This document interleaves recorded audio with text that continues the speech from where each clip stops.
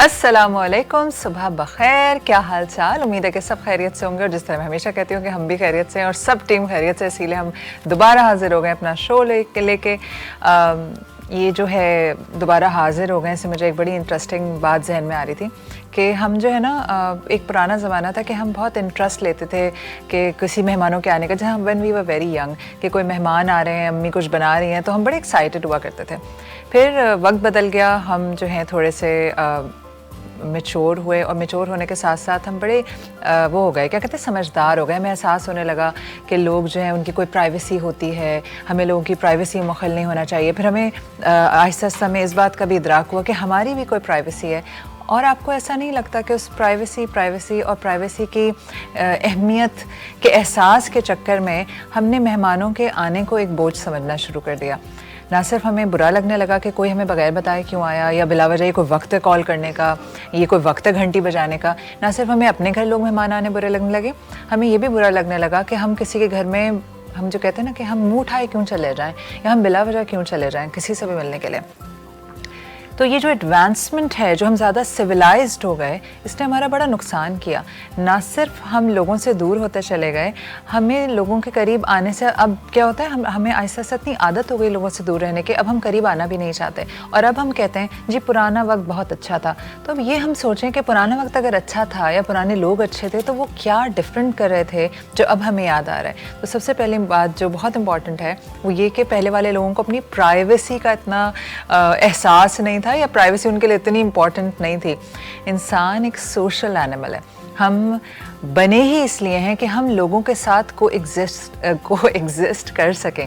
हम, अल्लाह ताला ने हमें इस तरह का डिज़ाइन किया कि जब तक हमारे आसपास दूसरे इंसान नहीं हो, हम बेहतर फील नहीं करते। इंसान ही है जो एक दूसरे के दुख सुख बांटता है, इंसान ही है जो एक दूसरे को अपलिफ्ट करता है, और इंसान ही है जो खैर दूसरे की टांग खींचता है और ज़िंदगी हराम करता है। लेकिन I am talking about all the nice people. तो ये वजह है कि आज हम बहुत अकेला महसूस करते हैं, या डाउन महसूस करते हैं, या हम नॉस्टैल्जिक होते हैं। पुराना वक्त हमें याद आता है क्योंकि हम खुद हैं जिन्होंने जो है वो पुराने पूरे वक्त को बदल दिया, और अब जो है वो हम सोचते हैं यार पुराना वक्त कितना अच्छा था। तो भाई, अगर आप चाहते हैं कि आपका जो पुराना वक्त है, जो आपको बड़ा पसंद था, कि सब लोग एक दूसरे के घर आ रहे जा रहे थे, मोहब्बतें थीं, तो कोई वक्त नहीं बदला, अभी कोई क़यामत नहीं आई। कोशिश करें कि आज से आप सबसे पहले आप खुद पहला स्टेप लें, और आज से आप कोशिश करें कि अगर कोई आने के लिए आपके कहता है तो आप वेलकमिंग हों, ओपन आर्म से उसको वेलकम करें, और लोगों को इनकरेज करें कि वो आपके घर आए, मिलें। ठीक है, अगर आपको लगता है मैं 5 दिन नौकरी करता हूँ, 2 दिन घर पे हूँ, या संडे नाइट मुझे पसंद नहीं आना जाना, सैटरडे की कोई विंडो रखें, लोगों को इनवाइट करना शुरू करें। दूसरे का वेट करना कि दुनिया ठीक हो जाए आपके लिए, ये थोड़ा ज़रा दीवाने का ख्वाब है। बेहतर है कि आप अपने आप से शुरुआत करें। मुश्किल है क्योंकि हमें आदत पड़ गई अकेले रहने की, हमें आदत पड़ गई अपनी स्पेस में किसी को ना होने की। दूसरा, हमें ख्याल है कि अगर मेहमान आएंगे ना, बड़ा ख़र्चा होता है। खुलूस से पिलाई भी अच्छा सा कप ऑफ कॉफ़ी गला में कुछ हो गया, रुक जाए हाँ, खुलूस से एक अच्छा सा कप ऑफ कॉफ़ी बनाया हुआ, या खुलूस से अगर आप खिचड़ी बना लें, ऑमलेट बना लें, आप यकीन करें लोग बहुत एंजॉय करते हैं उसको। क्योंकि मैंने एक दफ़ा पुराने प्रोग्राम में भी कहा था कि हम एक दूसरे के लिए कुछ नहीं है, महज एक एक्सपीरियंस के। तो बी द गुड वन। खैर, तो अगर आपका प्लान है, वीकेंड आने वाला है, मैंने सोचा कि ये थोड़ी सी एक थॉट आपको दे दूं। अगर आपको लग रहा है कि आपने बहुत दिनों से किसी से नहीं मिले, या आपका दिल चाह रहा है लोगों से मिलने का, तो अभी फ़ोन उठाइए और किसी को इनवाइट कर लीजिए ओवर द वीकेंड, या किसी के घर चले जाइए। अच्छा है, माहौल बदलेगा, थोड़ा इन्जॉयमेंट हो जाएगा। तो थोड़ा लेट्स वर्क ऑन इट। जनाब, आज का बड़ा ही इंटरेस्टिंग प्रोग्राम है। एज़ ऑलवेज साइमा जो है वो कुछ बड़ा डिफरेंट सा आज बना रही हैं। मेरे साथ एक डॉक्टर साहब मौजूद हैं जो हमें बताएंगे, जो हमें घुटनों में दर्द होता रहता है और हमने बड़ा सुना है नी रिप्लेसमेंट सर्जरी, हम उस पर बात करेंगे। और हमारे साथ हमारे सेगमेंट हमारे हीरोज़ में एक बहुत ही अच्छे और बड़े मोटिवेटेड किस्म के इंसान मौजूद हैं जो हमारे लिए स्पेशली कराची आ रहे हैं। तो आपने कहीं नहीं जाना, एक छोटा सा ब्रेक लूँगी और फिर मैं आपसे मिलूँगी शेफ़ साइमा के किचन में। मिलते हैं इस छोटे से ब्रेक के बाद।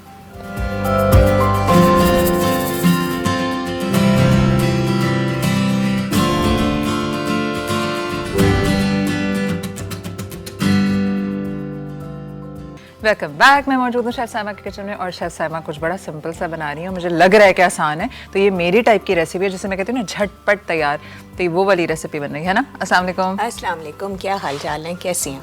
बिल्कुल खैरियत, अल्लाह का शुक्र। ये कुछ झटपट बनने जा रहा है आज। झटपट भी बनाएंगे और एक डिफरेंट रेसिपी लेकर आए हैं, उसके बारे में भी मैं बात करती हूँ। लेकिन सबसे पहले तो जो आज आपने प्रोग्राम के आगाज़ में बात की कि हम सब के पास एक दूसरे के लिए वैसे टाइम ख़त्म हो गया है, या क्योंकि हमारी प्रायोरिटीज़ चेंज हो गई और हमें प्राइवेसी का एहसास हो गया कि हमारी कोई प्राइवेसी भी है और हमने चीज़ों को कैजुअली रखना छोड़ दिया ना, यानी लेना छोड़ दिया। अगर कोई आ रहा है, जैसे आपने बात की कि मैं कॉफ़ी का मग बना लूँ, आप आ जाएं टी केक लेके, तो वो उस तरीके की जो चीज़ें होती हैं वो बड़ी कैजुअल हो जाती हैं और फिर आप उसको उस मोमेंट को एंजॉय करते हैं बेसिकली कंपनी के साथ साथ। लेकिन अगर हम ये सोचें इस बात को, मैं अपनी बात करूँगी अगर, तो मुझे लगता है over the period of time, पहले मैं बहुत ज़्यादा सोशलाइजिंग करती थी, निकल भी जाया करती थी, लेकिन अब मैं भी उतना सिमट के मतलब एक वक्त में सिमट गई हूँ कि नहीं, टाइम ही नहीं है, ये मैं कैसे करूँगी, वो मैं कैसे करूँगी। लेकिन अगर मैं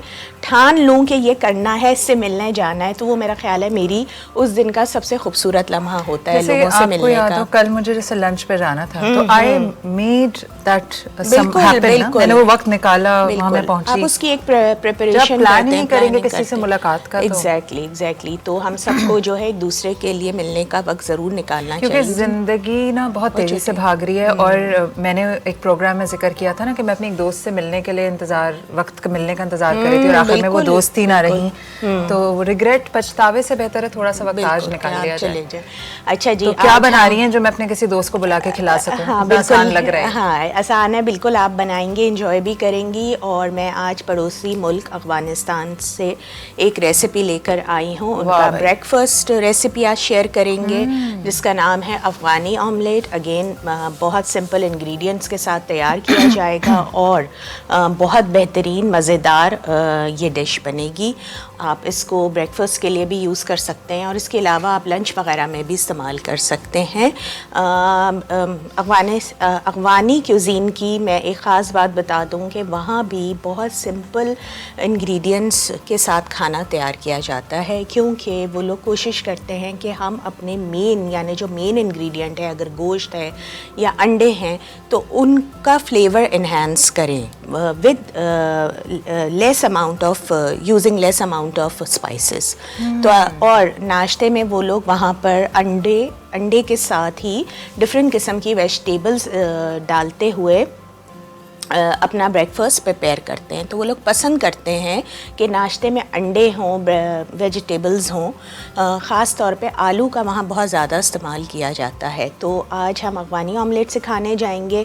मैं यहाँ पे रेसिपी स्टार्ट भी करती हूँ, इंग्रेडिएंट्स पहले बता देती हूँ, फिर रेसिपी स्टार्ट करते हैं। यहाँ पे जो है मैं थोड़ा सा ऑयल लूँगी ऑमलेट बनाने के लिए और अंडों की हमें ज़रूरत होगी। यहाँ मैंने 8 अंडे ले लिए हैं, आप 7 भी डाल सकते हैं। इसमें मेरा फ्राइंग पैन ज़रा बड़ा था तो मैंने उसके हिसाब से 8 अंडों का इस्तेमाल किया। और ये 4-5 लोगों के लिए काफ़ी होगा? ये 4 लोग तो आराम से खा सकते हैं। 4 लोग, क्योंकि ये ना माविश थोड़ा सा लाइटर साइड पर होगा, तो आप इसको ना ऐसी फोक से भी खा सकती हैं, वेजिस काट के। मैं आपको लास्ट 2 अंडे आप लगा लें, हाँ, तो 3 से 4, हाँ 4 लोग आराम से खा सकेंगे, ठीक है। अच्छा, फिर मैं इसमें इस्तेमाल करूँगी आलू का। यहाँ मैंने 3 बड़े आलू ले लिए थे, उसको मैंने क्यूब में काट लिया है। आप देख सकते हैं ये इस तरीके से छोटे क्यूब में कटे हुए हैं। इसमें जाएगा टमाटर, 3 बड़े टमाटर ही मैंने छोटे चॉप कर लिए थे। प्याज मैंने 1 बड़ी मीडियम साइज़ की ले ली थी जिसको मैंने चॉप कर लिया है। हरा धनिया और हरी मिर्चों का भी इस्तेमाल करेंगे। और अफगानी ऑमलेट की ख़ास बात यह है कि इसमें लाल मिर्ची नहीं जाती है, रेड चिली का हम इस्तेमाल नहीं करेंगे। यहाँ पर मैंने लिया है खाली paprika powder 1 teaspoon, 1 table spoon मैंने इसमें गार्लिक पाउडर लिया है। ये सब हम मसाला फ्राई करते वक्त अपनी वेजिटेबल्स के साथ ही इन मसालों को डालेंगे, ठीक है। मैंने इसमें कुटी लाल मिर्च ली है ऊपर से स्प्रिंकल करने के लिए, ताकि वो एक कलरफुल इफ़ेक्ट दे दे। और काली मिर्च, बेसिकली इसका नमक, काली मिर्च और लहसुन पाउडर, ये 3 मेन स्पाइसेस हैं। अगर आप लाल मिर्च ऐड करना चाह रहे हैं, क्योंकि हम पाकिस्तानियों के उसमें ये होता है कि लाल मिर्च का टेस्ट आना चाहिए, आप बिल्कुल लाल मिर्च इस्तेमाल कर सकते हैं। और यही सारे इंग्रेडिएंट्स हैं। आई होप कि कोई कंफ्यूजन नहीं होनी चाहिए। मैं स्टार्ट करती हूँ अपना प्रोसेस।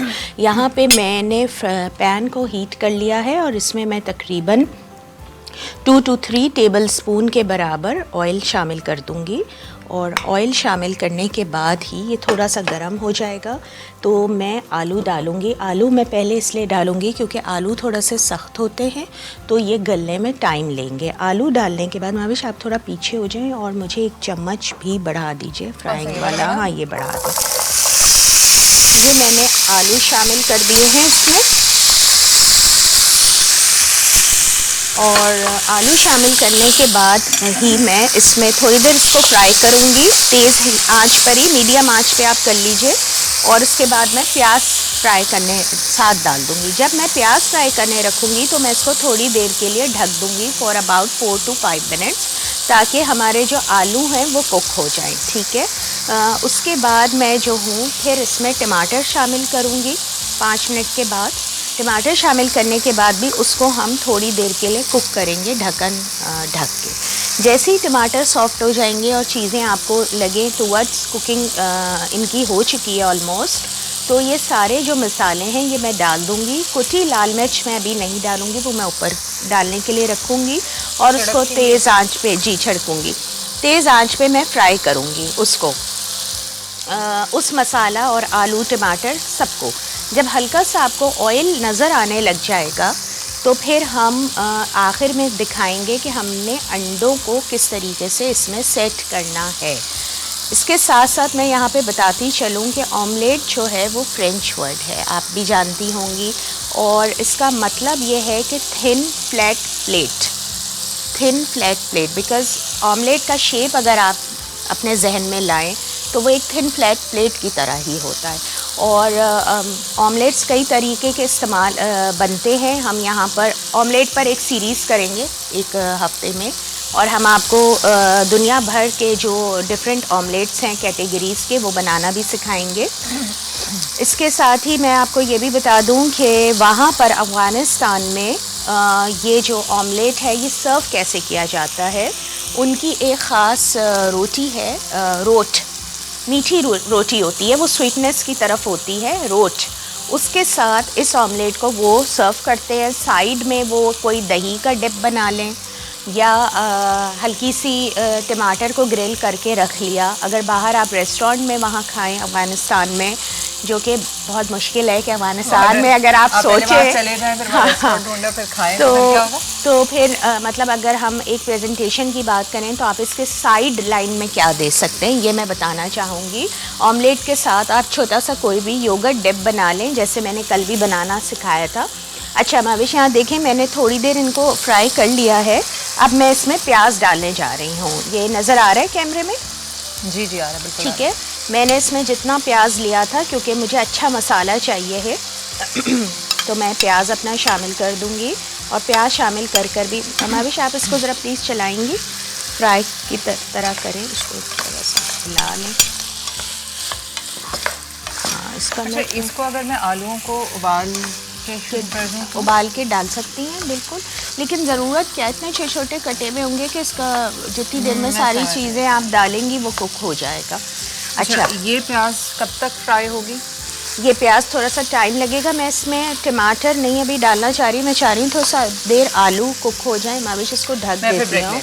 आप ब्रेक पे जा रही हैं? बिल्कुल, आप ब्रेक पे चली जाएं। जब प्याज और आलू, जब आलू नरम हो जाएंगे फिर आप इसमें टमाटर डालेंगे? टमाटर डालूंगी। टमाटर डाल के भी मैं पहले थोड़ी देर फ्राई करूँगी, फिर ज़रा सी देर ढक के पकाऊँगी ताकि टमाटर अपना पानी छोड़ दें और गल जाएं अच्छे से। और जैसे ही टमाटर गलेंगे मैं सारा मसाला डाल दूंगी, क्योंकि इसमें कोई मसाला ऐसा नहीं है कि मुझे बहुत कुक करने की या भूनने की ज़रूरत है। ये सब ऐसे अज्जा हैं जो हमने सिर्फ ऊपर से ही डालने हैं।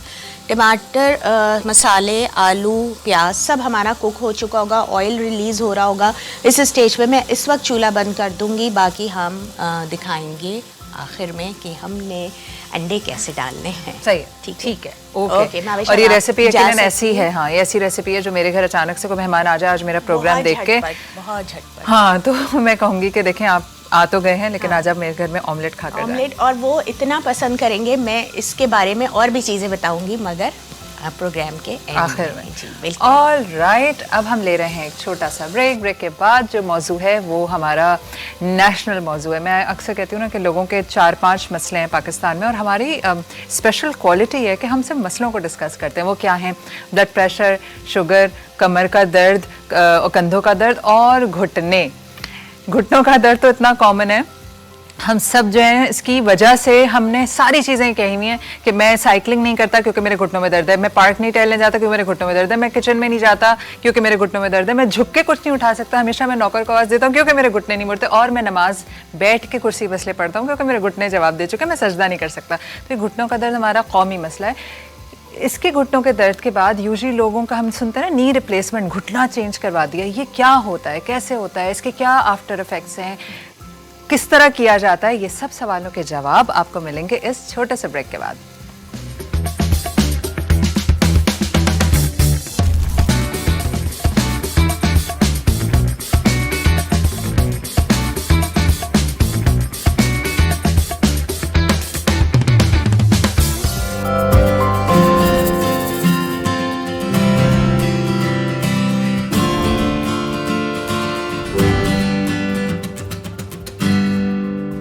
Welcome back.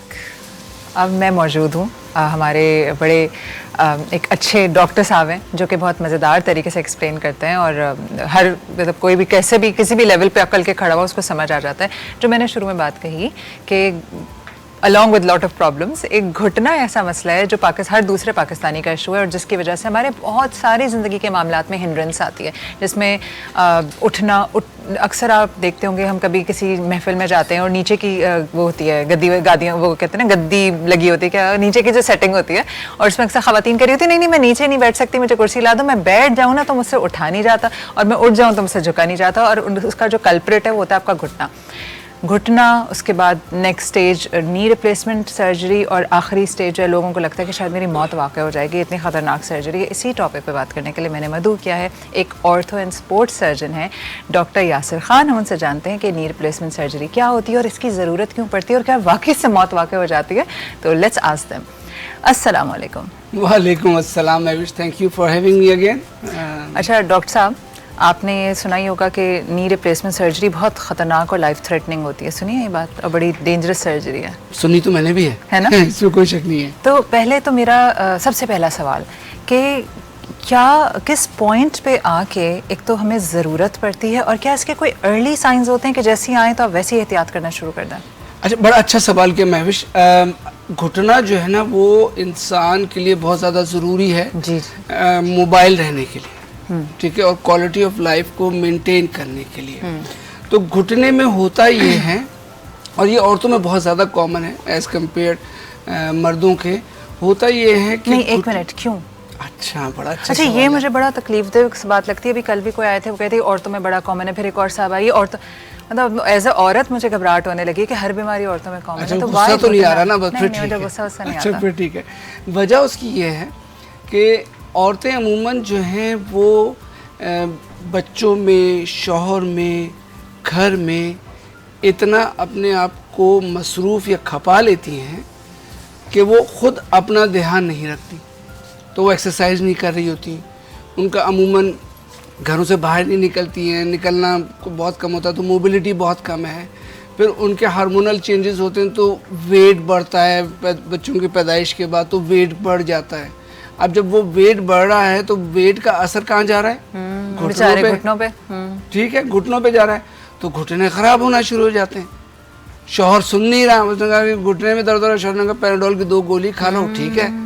तो क्योंकि वो कॉन्सेप्ट नहीं है कि एक्सरसाइज आपकी ओवरऑल बॉडी और नी की हेल्थ के लिए कितना ज़रूरी है, वेट को मेंटेन रखना कितना ज़्यादा ज़रूरी है।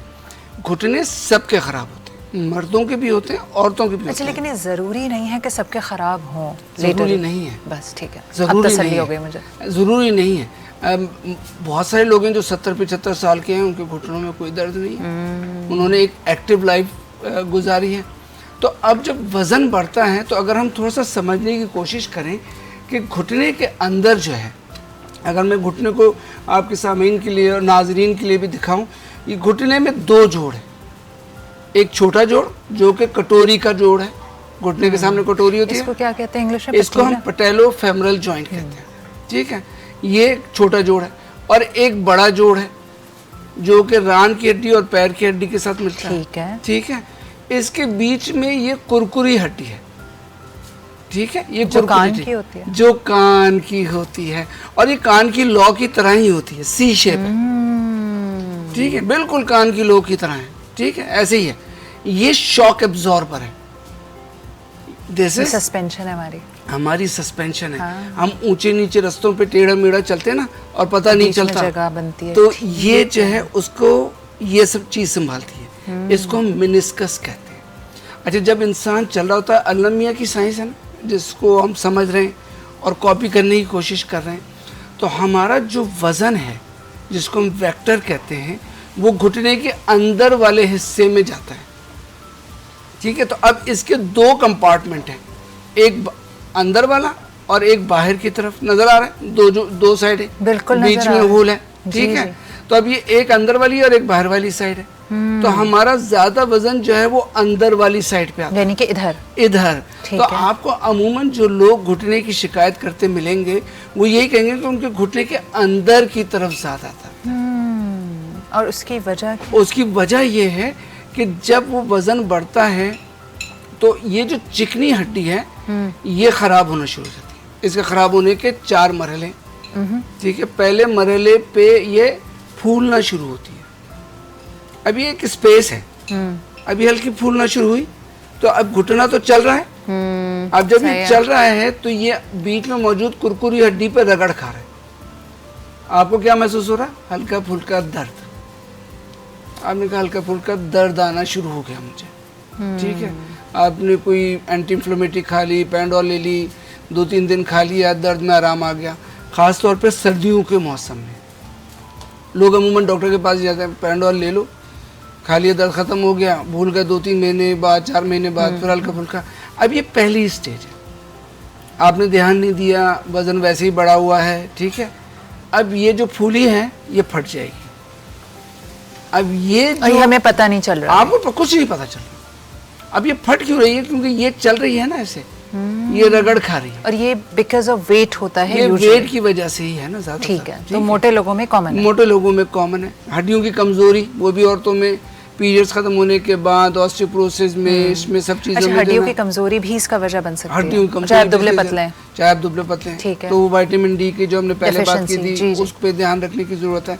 तो अब जब ये फट गई, ठीक है, तो अब थोड़ा सा दर्द की शिद्दत में इजाफा हो गया।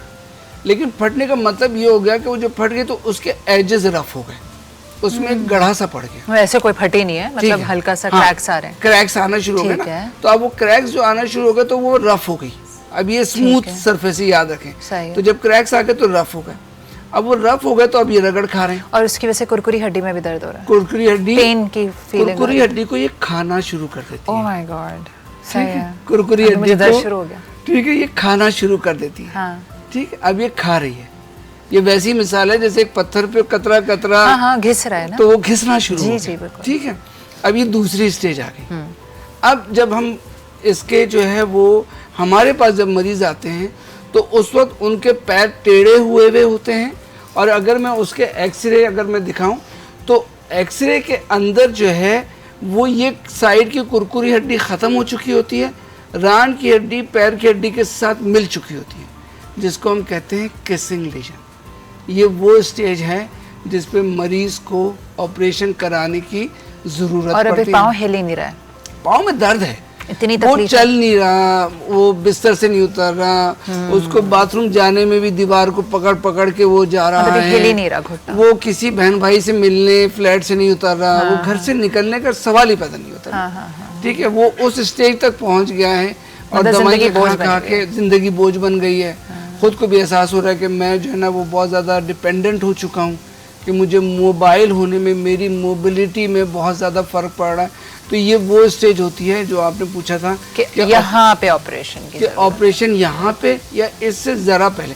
अच्छा, ऑपरेशन जो है वो समझ लीजिए कि हमारी ज़बान में, ये मेडिकल लैंग्वेज में 3 रीज़न्स हैं, ठीक है, जब हम मरीज़ को कहते हैं कि तुम्हें घुटना तब्दील करने की ज़रूरत है, ठीक है। अब वो 3 रीज़न क्या हैं? पहला रीजन दर्द, दूसरा रीजन दर्द, तीसरा रीजन दर्द।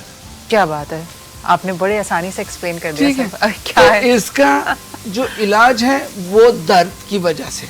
अगर अब देखिए ना, मैं एक्सरे का इलाज नहीं कर रहा, मैं तो मरीज का इलाज कर रहा हूँ। एक्सरे मुझे कुछ भी कहता रहे, ठीक है, लेकिन मरीज को अगर दर्द है, वो दवाइयाँ खा रहा है, दर्द नहीं जा रहा, वो फिजियोथेरेपी कराता है, उसका दर्द नहीं जा रहा, वज़न उसका बढ़ा हुआ है। हम कहते हैं पहले शुरू में कि मिथ होती थी कि अगर आपका वज़न ज़्यादा है तो ऑपरेशन नहीं कराओ, क्योंकि ऑपरेशन फेल हो जाएगा। अब साइंस ये साबित करती है कि ज़्यादा वज़न से रिस्क ऑफ कॉम्प्लिकेशंस थोड़ी सी ज़्यादा हो सकती हैं, लेकिन ऑपरेशन ममनू नहीं है। अगर आप सारे फैक्टर्स को कंसीडर करें तो अगर एक इंसान का वज़न बढ़ा हुआ है, उसके घुटने में दर्द है, और मैं उसको कहूँ कि तुम वज़न कम करके आओ मेरे पास, तो कैसे करेगा वो कम? बेचारा, हाँ, हिल ही नहीं ठीक जा है, रहा हिल ही नहीं जा रहा। उसको तो मुझे मोबाइल करना है, उसकी मोबिलिटी इम्प्रूव करनी है। अगर मैं उसकी क्वालिटी ऑफ लाइफ, उसकी मोबिलिटी इम्प्रूव करूँगा तभी तो वज़न उसका कम होगा, वरना कैसे कम होगा? तो ये जो हमारा मिथ है, हमें ख़ासतौर पे पाकिस्तान में ना बहुत सारे मिथ हैं। लोग बहुत सारे खौफ में मुब्तला हैं कि नी रिप्लेसमेंट में पता नहीं क्या हो जाएगा। लोग मुझसे टेलीफोन करके पूछते हैं कि डॉक्टर साहब, मेरी वालदा को शुगर भी है, मेरी वालदा को ब्लड प्रेशर भी है, मेरी वालदा का बाईपास भी हुआ है, तो क्या उनका घुटना तब्दील हो सकता है? मैंने कहा भाई, जवानी में किसको ये बीमारियां होती हैं? और घुटना भी बुढ़ापे की घुटना भी बुढ़ापे की बीमारी है ना। सही बात है। जब आप बूढ़े होते हैं तो आपको शुगर भी है, आपका ब्लड प्रेशर भी बढ़ा हुआ है, दिल भी जो है वो मस्तियां कर रहा है, हाँ। तो आपको जो है उसी में रहते हुए घुटना, उसी में रहते हुए घुटना। ये जनरल एनेस्थीसिया के अंडर होता है? हाँ, ये एक और मिथ है। ठीक है, ये एक और मिथ है। लोगों को ये खौफ है कि अगर हमें बेहोश कर दिया तो हम उठ ही नहीं सकते। तो ये ऑपरेशन जनरल या बेहोशी करके नहीं किया जाता। अच्छा, ये औरतों के लिए समझाना मुझे ज्यादा आसान होता है कि आप लेबर में जब जाते हैं तो उससे आप एपिड्यूरल लगवाते हैं, तो बेहोश नहीं होते, आप बेहोश होते हैं। तो ये ऑपरेशन भी एपिड्यूरल में लगता है। उस जगह घुटने को सुन करके आप कर देते हैं। पैर निचला धड़ सुन हो गया, एपिड्यूरल लगता है, एपिड्यूरल लगता है, स्पाइनल लगता है, निचला धड़ सुन हो जाता है। कुछ लोगों को जो ऑपरेशन के माहौल से दिल में घबराहट होती है, उनको हम सुला भी देते हैं। वरना अक्सर मरीजों के साथ तो मैं बातचीत करते हुए जो है घुटना तब्दील कर रहा हूँ, हाँ। और मैं उनको बता रहा था कि अब इतना काम हो गया, अब इतना काम हो गया, अब ये हो गया। अच्छा, जो आप घुटना तब्दील की बात करते हैं, क्या तब्दील होता है सब में? हाँ, अच्छा, तब्दीली भी जो है ना एक मिसनोमर है। ये तब्दील नहीं हो रहा। तब्दील होने का लोग ये समझते हैं कि ये उठा के ना अपने नया घुटना लगा ये हड्डी यहाँ से काट दी, ये हड्डी यहाँ से काट दी और नई चीजें लगा दी। नहीं, जैसे किडनी रिप्लेस। हाँ, ऐसा नहीं होता। इसका सही नाम मैं ये समझता हूँ कि इसको हम रीसर्फेसिंग कहते हैं। अच्छा, रीसर्फेसिंग क्या है? खराब क्या चीज हो रही है? वो जो नीचे था, चिकनी हड्डी। हाँ, हाँ। ठीक है, तो चिकनी हड्डी को छील दिया। ठीक है, चिकनी हड्डी छील दी, चिकनी हड्डी की जगह नई चिकनी हड्डी लगा दी। ओह, राइट। ठीक है, ये इसी शक्ल का होता है जो आप लोग बिल्कुल इसी शक्ल का सेम टू सेम। ये नीचे कुरकुरी हड्डी है, ये कुरकुरी हड्डी आ गई प्लास्टिक की। ठीक है, ये भी लगाते हैं आप लोग? बिल्कुल लगाते हैं।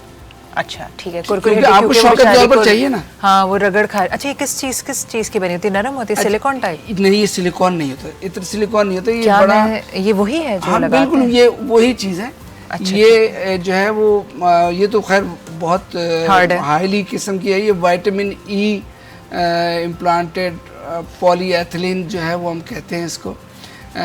तो ये बड़ी ज़बरदस्त चीज़ है, ये साइंस की एक बड़ी अच्छी और सबसे अच्छी बात है फिर आपका कब्र तक घुटना चलता रहेगा। हाँ। क्योंकि ये तो वेयर एंड टेयर है ही नहीं। वेयर एंड टेयर नहीं है। हाँ। और अब जो हमारे पास तहकीक है और जो मैं अपने मरीजों को भी कहता हूँ कि मेरी कोशिश ये होती है कि knee replacement should last the life of a patient.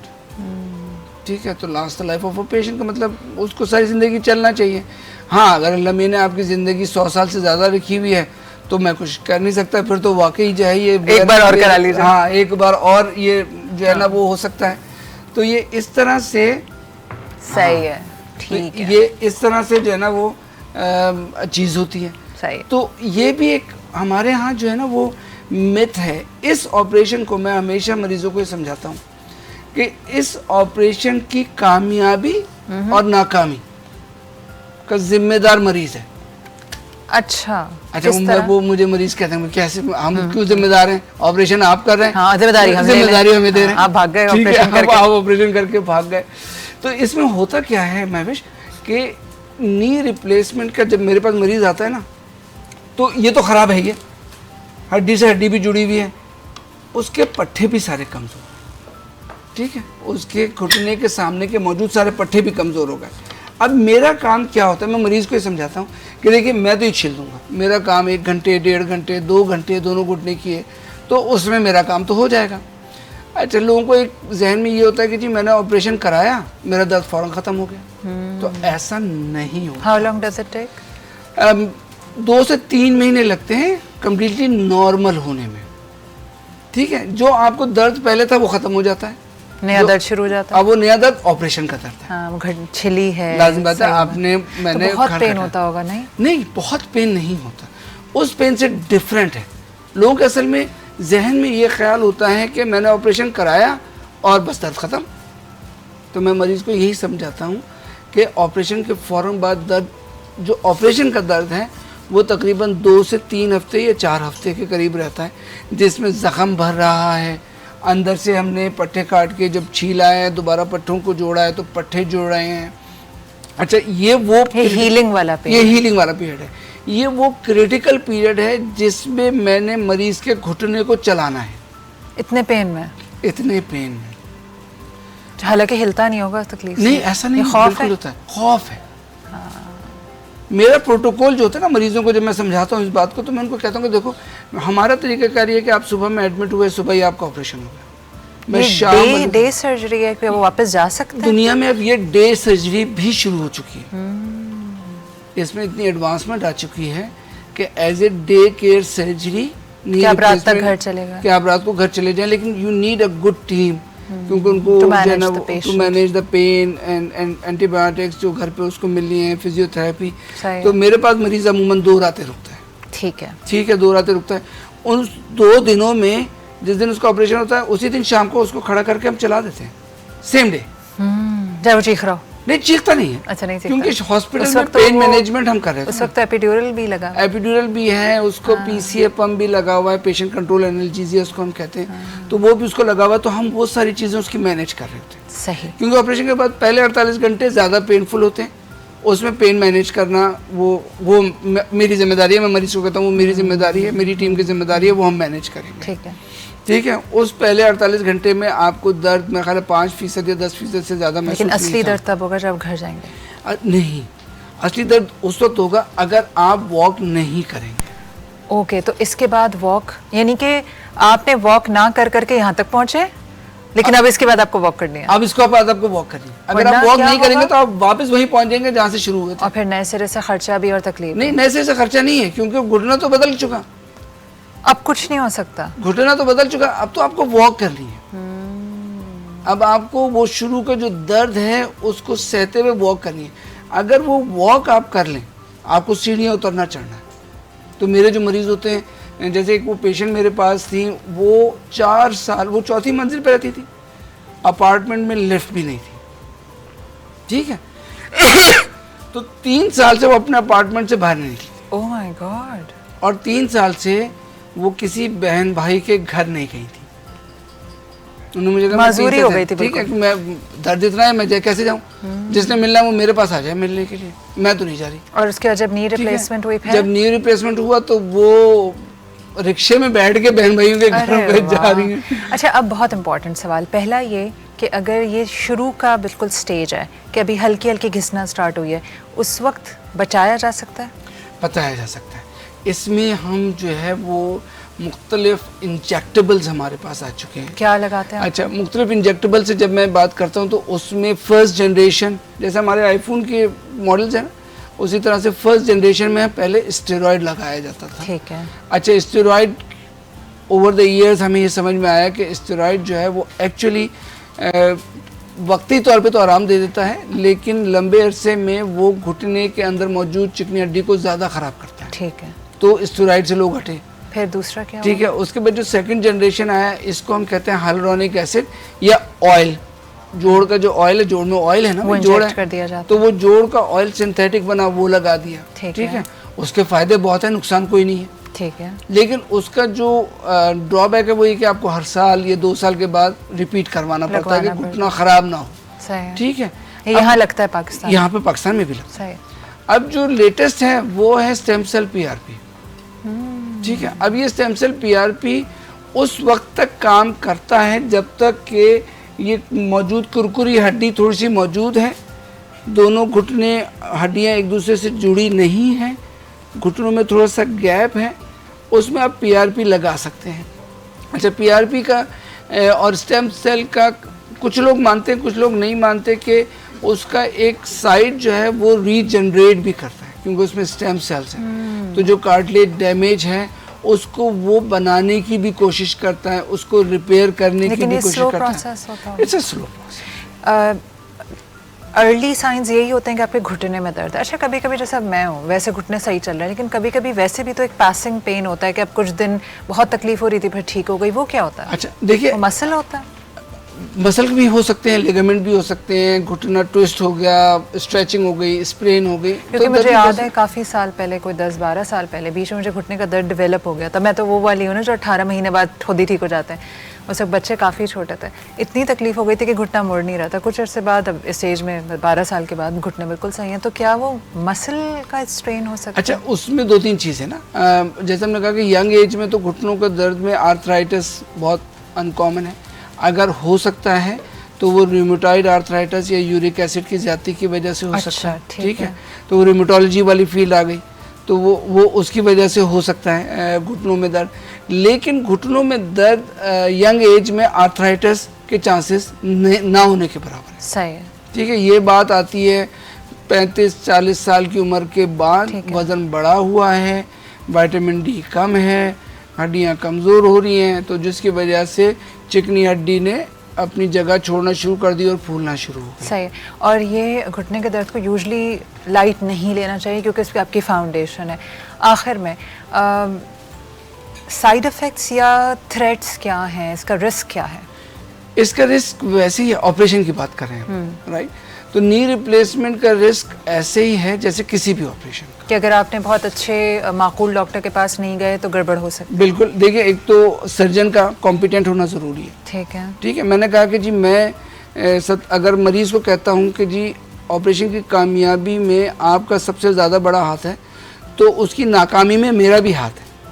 मेरा हाथ ये इस तरह से है कि अगर मैंने क्योंकि अगर आपका हाथ अच्छा नहीं होगा तो नाकामी में हाथ है। आपका हाथ भी अच्छा होना चाहिए, आपका हाथ भी, सर्जन का हाथ भी अच्छा होना चाहिए। तो सर्जन का कॉम्पिटेंट होना बड़ा ज़रूरी है। हम लोग अक्सर पैसे बचाने के लिए चले जाते हैं ना, हम अताई डॉक्टरों के पास। बिल्कुल ऐसे ही है, हम ऐसे ही है। और इसी तरह से हम अताई डॉक्टरों से, जब ये मर्ज स्टार्ट हुआ, हम वो भी अताइयों से ठीक करा लेते हैं।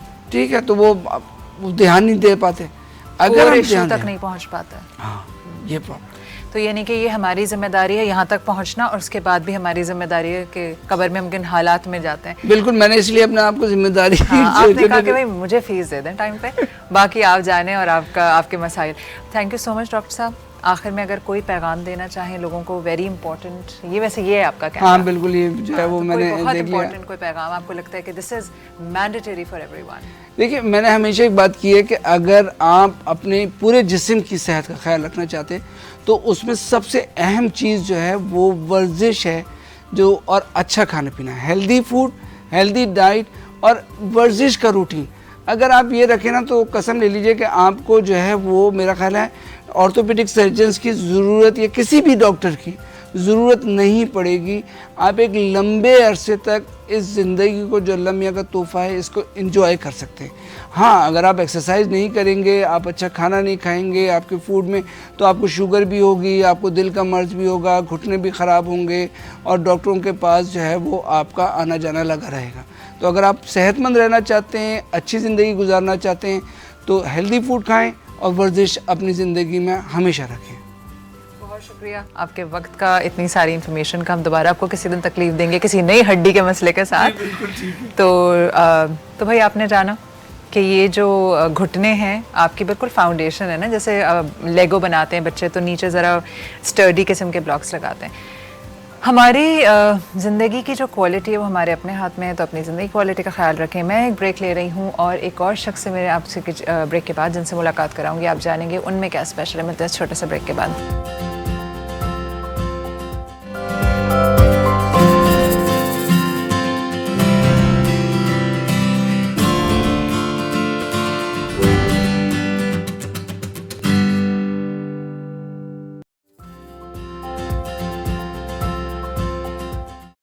Welcome back. अभी जो मेरे साथ सेगमेंट के एक मेहमान मौजूद हैं, उससे पहले मैं एक छोटी सी आपसे बात कहूँ।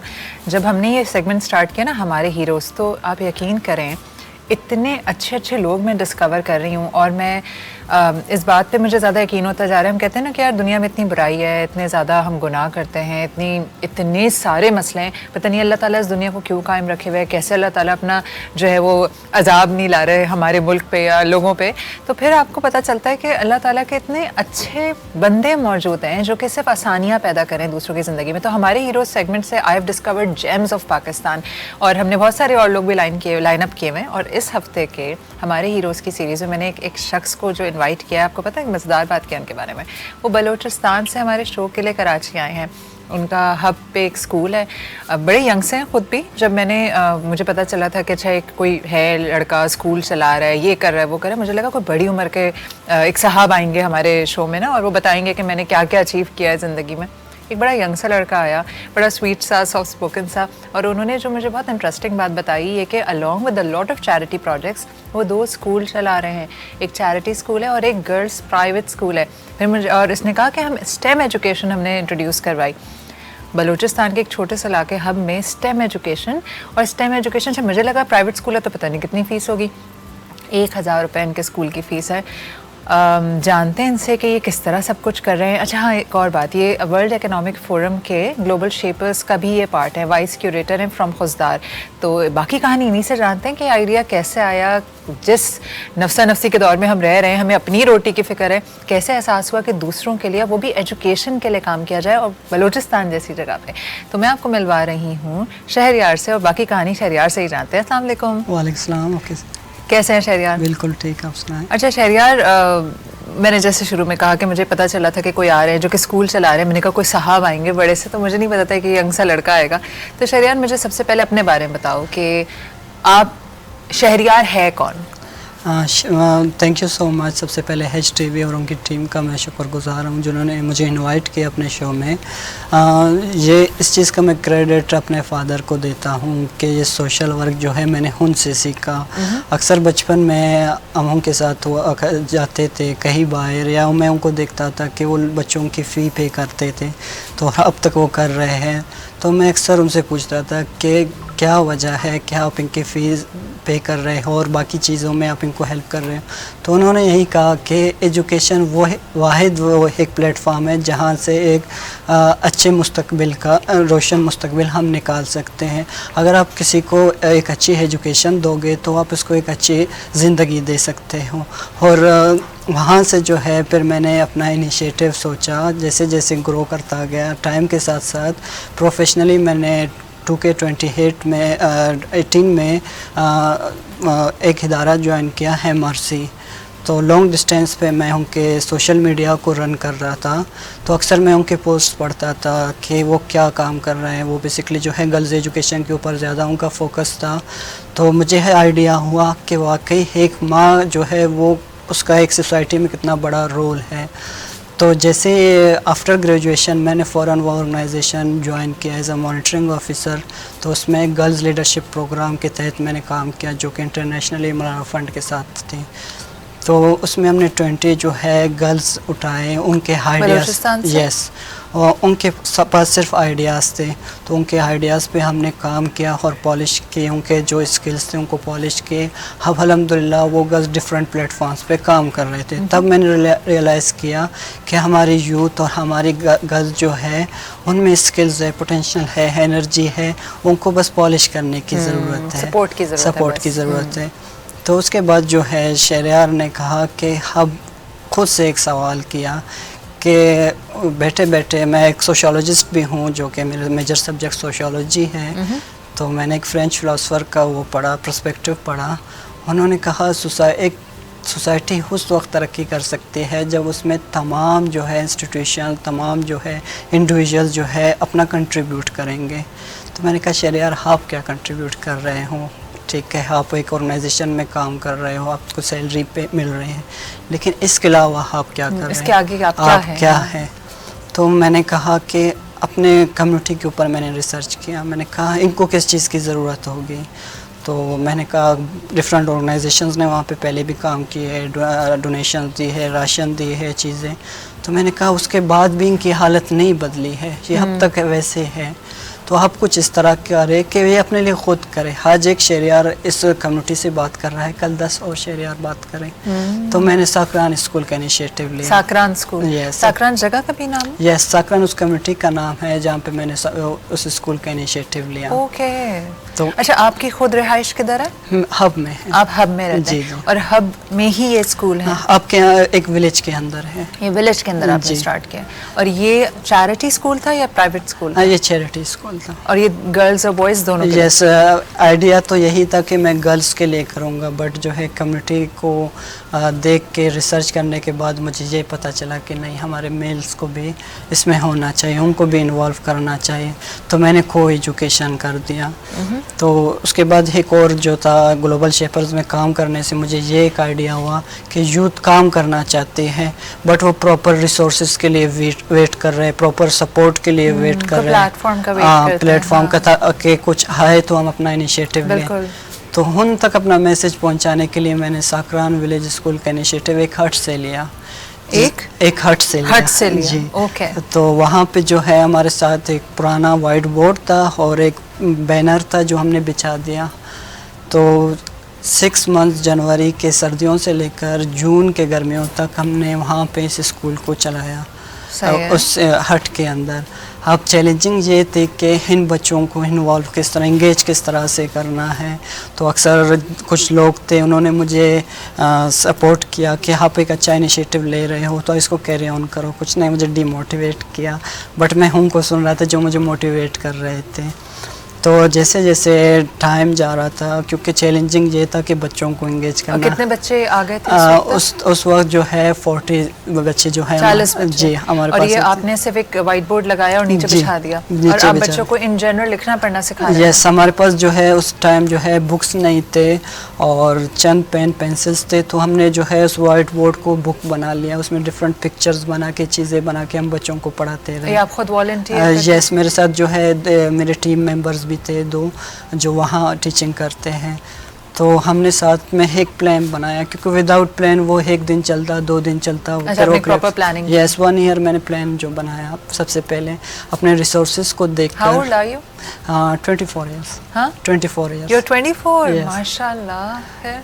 तो हम आपके एज के बच्चे तो अभी तक सोच रहे हो ना जिंदगी में करना क्या है, और आप इतना कुछ करके यहाँ बैठे ये है कि आप जब ग्राउंड पे निकलोगे, आप घर से बाहर निकलोगे तो आप देखोगे और आप सीखोगे। तो इसमें जो है एक लाहौर का भी बड़ा किरदार था। जब मैं अपने हायर एजुकेशंस के लिए गया तो मुझे रियलाइज़ हुआ कि हम बाकी मुल्कों से कम्पीट करने से पहले हम अपने सूबे से पीछे हैं, लाहौर हमसे आगे है। तो शहरयार आपको लाहौर के साथ चलना है, अपने शहरों से तो कम्पीट कर ले। हाँ। क्योंकि हम उस वक्त एक मजबूत नेशन बनेंगे जब हमारे चारों सूबे एक साथ। एब्सोल्युटली। और ये जो मुझे बताइए कि ग्लोबल शेपर्स तक आप कैसे पहुंचे? ग्लोबल शेपर्स जो है इंटरेस्ट था, मैं हमेशा एक आदत है, मैं इनके वेबसाइट्स डिफरेंट उनके देखता हूँ ऑर्गेनाइजेशंस का। तो उनके जो है एप्लीकेशंस ओपन हुए तो हमारे साथ वाइस क्यूरेटर जो है सुमेरा महबूब थे, उनके गाइडेंस एक्सपीरियंसेस थे। तो हमने एक 1 ईयर प्लान सबमिट किया जिसमें हम यूथ को आगे लाना चाह रहे थे। तो अल्हम्दुलिल्लाह हमारा जो है प्रपोज़ल था वो वहाँ पे अप्रूव हो गया। तो एक चैलेंजिंग ये थी कि खुशदार के अंदर मेल और फीमेल को एक साथ एक ही प्लेटफॉर्म में उनके साथ काम करना। तो डिफरेंट हमने इंटरव्यूज़ किए और जिसमें हमने 20 मेंबर्स जो कि पोटेंशियल्स थे, जो काम करना चाह रहे थे, क्योंकि वॉलंटियर काम से अक्सर लोग जो है थोड़ा सा वो करते हैं कि टाइम है, टाइम टेकिंग है और कुछ पे भी नहीं है। तो उनको हमने कन्वेंस किया कि आप अपनी सोसाइटी के लिए अपने काम करना है। तो अल्हम्दुलिल्लाह अब हमारे जो है 20 मेंबर्स कंप्लीट हो गए और वो डिफरेंट एरियाज़ में काम कर रहे हैं, जिसमें IT के ऊपर काम कर रहे हैं। बलूचिस्तान के अंदर IT से जो है बच्चे काफ़ी जो है दूर हैं। सेकंड हमारा प्रोजेक्ट जो हम अभी सबमिट करने जा रहे हैं IM स्पेशल के नाम से, जिसमें हम स्पेशल बच्चों को इंगेज करेंगे, उनके साथ काम करेंगे, उनके IT स्किल्स पे, उनके जो गैप्स हैं उनको हम काम ज़बरदस्त ज़बरदस्त। अच्छा मुझे ये बताइए कि आपने बताया आपने स्टेम एजुकेशन इंट्रोड्यूस कराई हब में, आप कितने प्राइवेट स्कूल में या फिर जी दोनों स्कूल्स में मैं स्टेम चैरिटी स्कूल में भी STEM वहाँ पे भी एजुकेशन? हम स्टेम चला रहे हैं। ओके ज़बरदस्त। मुझे बताइए कि बलूचिस्तान यूजली कहा जाता है कि डिप्राइव्ड सूबा है। एज अ बलूची योरसेल्फ आपको ये बात तो पता है कि बलूचिस्तान में लोग किसी से कम नहीं है, यस और दूसरी बात आपको ये भी समझ आ गया कि करना है तो खुद ही कुछ करना है। Yes. तो कोई हिंड्रेंस फ़र्क आता है सोच का? जब आप बड़े शहरों में आते हैं ना तो यहाँ लोग वेलकमिंग हैं टुवर्ड्स न्यू आइडियाज़, लड़कों लड़कियों का मिंगल होके या को-एड में भी इतना इशू नहीं है। क्या चैलेंजेस हैं बलूचिस्तान में? इसमें यह है कि अगर हम बात करें कि मौका नहीं दिया जाता, वो ये होता है कि हमारे एजुकेशन इंस्टीट्यूशंस जो है वो सिर्फ तालीम याफ्ता बनाते हैं, शऊर याफ्ता नहीं बनाते। जो पेरेंट वहाँ से पढ़ के गए वो सिर्फ तालीम याफ्ता होते हैं, शऊर याफ्ता नहीं शऊर होते नहीं है। मेजॉरिटी। तो वो अपने बच्चों को आगे बढ़ने नहीं देते, या बच्चे जो है यूथ कुछ करना चाहे तो जो सीनियर्स होते हैं वो कहते हैं आपकी उम्र नहीं है, मेरे एक्सपीरियंसेस इतने हैं। क्योंकि वो यूथ जानता है कि अब उनके जो है चैलेंजेस क्या हैं। बेशक अगर एक स्कूल एक सीनियर सिटीजन रन कर रहा है वो उस दौर के हिसाब से माइंडसेट कर रहा पुराना है ना? उस दौर से, बट जो एक यूथ है जो यंग है वो उसको रन करेगा, वो अब के चैलेंजेस को बिल्कुल। देखेगा। तो आपको ये लगता है कि अगर यूथ के हाथ में डिसीजंस या उनको प्लेटफॉर्म्स दिए जाएं तो बलूचिस्तान आगे आ सकता है? यस, यूथ को आप जो है अपॉर्चुनिटीज़ देंगे, स्पेशली इस तरह के ऑर्गेनाइजेशन जो काम कर रहे हैं ग्लोबल शेपर्स जैसे, तो उनमें ये है कि स्किल्स है, पॉलिश की ज़रूरत है, मोटिवेशन की ज़रूरत है। साकरान स्कूल का इनिशिएटिव यही था कि अब मैं एक बंदे तक अपना मैसेज नहीं कन्वे कर सकता, तो मैंने साकरान स्कूल का इनिशिएटिव बिल्कुल ज़ीरो से लिया कि एक हट से लेकर एक बिल्डिंग का तक का सफ़र, और बच्चों को इंगेज करना, कम्युनिटी को जो है ये बिलीव करवाना कि आप जो है आपके बच्चे हमारी ज़िम्मेदारी है। और एक प्लानिंग जो है मस्ट है। आप कोई भी काम करेंगे उसके लिए प्लानिंग ज़रूरी है। फॉर एग्ज़ाम्पल जब मैंने स्टार्ट लिया तो साकरान स्कूल का अक्सर मुझे लोग कहते थे कि आपके बच्चे 1 महीने भी यहाँ नहीं रुकेंगे, बट मेरे पास प्लानिंग थी कि किस तरह से तो रुके हुए हैं बच्चे? यस, क्योंकि हम उनको इस तरह से चला रहे हैं, पढ़ाई को जो है हमने एक फ़न के अंदर तब्दील किया है, डिफरेंट एक्टिविटीज़। तो वो एंजॉय करते हैं यस, स्कूल एंजॉय जो है एक टीचर और स्टूडेंट जो है एक फ्रेंड की तरह है। डिसीजंस में अब रिसेंटली जो है हम वाइट वॉश के लिए सोच रहे थे, तो मैंने तमाम अपने बच्चों को बुलाया कि आप क्या वो करते हैं, क्योंकि एक लीडर उस टाइम वो बनेंगे जब वो डिसीजंस में शामिल वेरी होंगे। True, very true. क्योंकि लीडरशिप स्किल्स अगर हम इस एज से बच्चों को देंगे तो वो बड़े होकर डिसीजंस ले सकते हैं। हाँ शेरर, मुझे आपकी जो बात अच्छी लग रही है ना, you are very visionary. Yeah. आप बहुत बड़ा सोचते हैं, है ना? तो इसमें ये तक है। और अगर मैं साकरान स्कूल की सबसे अच्छी बात बताऊं, हमें लाइब्रेरी का कॉन्सेप्ट देना था बच्चों को, क्योंकि एक मेरी आदत है, मैं चीज़ों के लिए किसी वेट नहीं करता। तो जो है हमने डिसाइड किया, बच्चों को मैंने लाइब्रेरी का कॉन्सेप्ट दिया, तो फिर अब वो कह रहे थे हमें लाइब्रेरी चाहिए। तो अगर जब तक हम वेट करते कोई आए हमें सपोर्ट करे, कोई अच्छा सा फर्नीचर लगाए और हम लाइब्रेरी बनाएंगे, तो मैंने क्या किया, ट्रेडिशनली आसपास के घरों को देखा, एक छोटा सा हमने हट बना लिया, और फर्नीचर के जगह हमने फ्रूट्स के जो क्रेट्स थे उनको वहाँ पे लगा दिए और कलर किए। एक ट्रेडिशनल लाइब्रेरी हमने वहाँ पे बनाए। मतलब जो आपके रिसोर्सेज मौजूद हैं आपने उसी से चीज़ें हमने बनाए। और ऑनेस्टी शॉप है हमारे चैरिटी स्कूल। और ऑनेस्टी शॉप क्या होती है? ऑनेस्टी शॉप ये है कि एक ऐसी शॉप जिसमें कोई शॉपकीपर नहीं है, जहाँ पे बच्चे खुद से चीज़ें लेते हैं और अपने पैसे वहाँ पे रख के चेंज उठा के चले जाते हैं। ये कॉन्सेप्ट आपको अखुवत से आया था? ये कॉन्सेप्ट जो है मैंने एक बांग्लादेश के जो है स्कूल कराची में भी कहीं ये हो रहा है। This is amazing amazing training. क्यों? जब इंसान को बचपन से ऑनेस्टी की या सच बोलने की या फिर काइंडनेस को जो है एक कि कोई देख नहीं रहा मुझे और तो भी मैं ऑनेस्ट हूँ, तो इतने ज़बरदस्त तरबियत का पार्ट है। तो ये था कि हमने स्टार्टिंग से बच्चों को कॉन्सेप्ट दिया। क्योंकि तो आप लोग क्या बेचते हो ऑनेस्टी शॉप में? मतलब कुछ भी रखा हुआ है, बच्चे ने पैसे रखे? उसमें स्टेशनरी की चीज़ें होते हैं। जो मेरा प्राइवेट स्कूल ऑफ स्कॉलर्स है उसमें हमारी स्टेशनरी की चीज़ें हैं, डिफरेंट केक्स वगैरह चीज़ें। तो बच्चे बस पैसे रखते हैं? हमारे प्ले ग्रुप के बच्चे भी आके पैसे रखते हैं, वहाँ पे हमने प्राइसेस लगा दिए। अच्छा, एक डब्बे में पैसे डालते हैं, चीज़ उठा के ले जाते हैं, और ये बिल्कुल बच्चा सच्चाई से करता है? वो सच्चाई से, क्योंकि हम उनको कहते हैं हमें आपके ऊपर ट्रस्ट है। जबरदस्त जब जबरदस्त। आप उनके ऊपर ट्रस्ट करेंगे वो ऑटोमेटिकली जो है और ये जब वाइल ग्रोइंग अप ये सब कुछ तरबियत का पार्ट बन जाएगा तो फिर आपको बाद में किसी चीज़ की ज़रूरत ही नहीं होती। इंडिपेंडेंट इंसान की जो है फितरत ये है, आप उसको किसी चीज़ से रोकेंगे तो वो लाजमी वो चीज़ एब्सोल्युटली, आप उस पर भरोसा करें, ट्रस्ट करें, तो वो आपको उस चीज़ में जो है वो नहीं होगी। Very true. Thank you so much अपने सारे प्रोजेक्ट्स के बारे में शेयर करने का, और मुझे वाकई खुशी हुई आपसे मिलके, आपसे बात करके, क्योंकि आपके जो आइडियाज़ हैं ना बहुत बड़े हैं। और सबसे अच्छी बात यह है कि ना सिर्फ आपके आइडियाज़ बड़े, अल्लाह ताला ने समहाउ आपको इस काबिल भी बना दिया कि आपने परसू करने शुरू कर दिए अपने गोल्स। और तालीम तो वाकई आपकी सही बात है कि ये बेहतरीन फील्ड है अगर आप पूरी कौम को बदलना चाहते हैं। बिल्कुल। तो हमारे यहाँ सैडली हम इस पे ध्यान भी नहीं देते, हम ओल्ड स्कूल तरीक़ों से पढ़ा रहे हैं, और इसीलिए बच्चे स्कूल जाने से पहले रोते हैं। अगर मैं जब भी रिवाइज़ करता हूँ अपने स्कूल टाइम को, शायद मेरा जो है कैन बॉन्डिंग अपने टीचर के साथ इस तरह नहीं थी, एक खौफ था। तो मैंने सबसे पहले अपने टीचर्स की ट्रेनिंग की, उनको ट्रेन किया कि आपको बच्चों के साथ जो है एक फ्रेंड की तरह बिहेवियर करना है। एवरी मॉर्निंग जो है वो आके हमारे बच्चे अपने टीचर्स को हक करते हैं, फिर अपने क्लासेस में जाते हैं, और उसके साथ साथ हम कहते हैं दुनियावी चीज़ों के साथ साथ हमें अपने रिलीजियस भी चीज़ों को दीन भी पढ़ाते हैं। तो मैंने एक छोटा सा मॉस्क भी उसमें बना दिया है स्कूल में, जहाँ पे बच्चों को हमने कॉन्सेप्ट दिया है, उनकी इस्लामियात की कोई एक्टिविटी होती है तो वो उस मॉस्क के अंदर जाके करते हैं अपनी एक्टिविटीज़। तो हम चाहते हैं कि वो अपने मज़हब के साथ भी टच में रहे और अब दुनिया की जो चीज़ें हैं उनको भी अवेल करें। Good. All the best for all your future plans and goals and projects. और हो सकता है कि कल को इंशाल्लाह जब आप और कुछ नया करोगे हम फिर बुलाएंगे आपके प्रोजेक्ट के बारे में बात करने का। अपने वक्त निकालने का शुक्रिया, हमारे studio all the way hub से यहाँ आने का बहुत बहुत शुक्रिया। हमारे लिए आपको जानना और आपके प्रोजेक्ट्स के बारे में जानना वाकई एक ऑनर की बात है। आई एम सो हैप्पी कि पाकिस्तान में जो है वो अगर मैं तो कभी कभी कहती हूँ कि भाई ये बुज़ुर्गों के हाथ से मुल्क लेकर यूथ के हाथ में दे दें, they are more motivated. And honesty shop अगर हर स्कूल में खुल जाए और हर जगह ही ऑनेस्टी शॉप वाला कॉन्सेप्ट आ जाए तो हमें हमारे पुलिस वालों को ज़्यादा जहमत करने की ज़रूरत नहीं होगी, उनका काम बहुत आसान हो जाएगा। बहुत शुक्रिया। Thank you so much.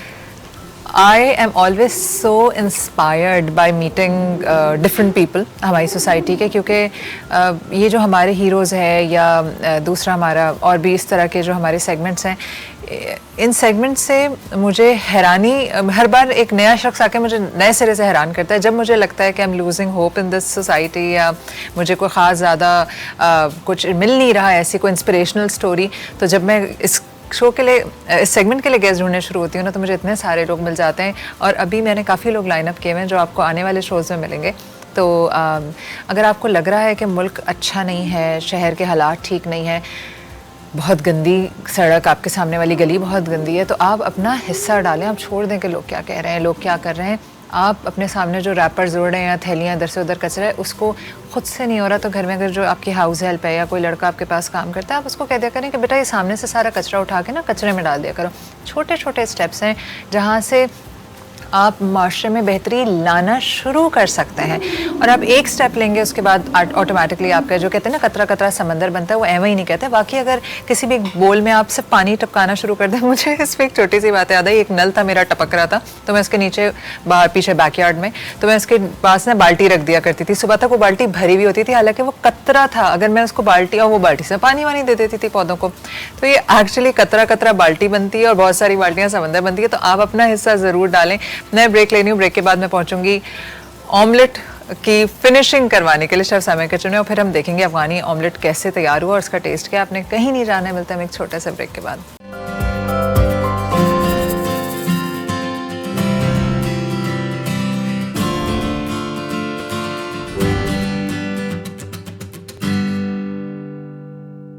जी जनाब, मैं मौजूद हूँ शेफ साइमा के किचन में और ऑमलेट जो है वो क्या कहते हैं आखिरी मराहिल में दाखिल हो गए।